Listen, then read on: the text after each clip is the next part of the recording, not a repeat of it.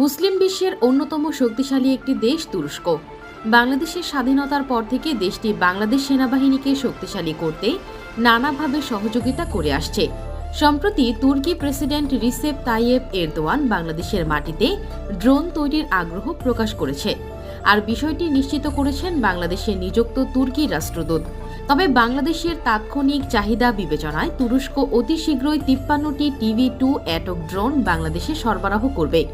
পরবর্তীতে তুরস্কের ড্রোন বিশেষজ্ঞরা বাংলাদেশে এসে বাংলাদেশের মাটিতে ড্রোন প্ল্যান্ট নির্মাণ করবে, যেখান থেকে বাংলাদেশ সেনাবাহিনী নিজেরাই নিজেদের ড্রোন উৎপাদন করতে পারবে। তুরস্কের TB2 ড্রোন ভারতের কাছে এক আতঙ্কের নাম। বাংলাদেশ সেনাবাহিনীর কাছে 200টি TB2 ড্রোন থাকলেই পুরো বাংলাদেশকে নিরাপত্তার চাদরে ঢেকে ফেলতে পারবে, কারণ এই ড্রোন দিয়ে 24 ঘন্টা সীমান্তে নজরদারি করা যাবে। এই ড্রোন দিয়ে শুধু আত্মরক্ষা নয়,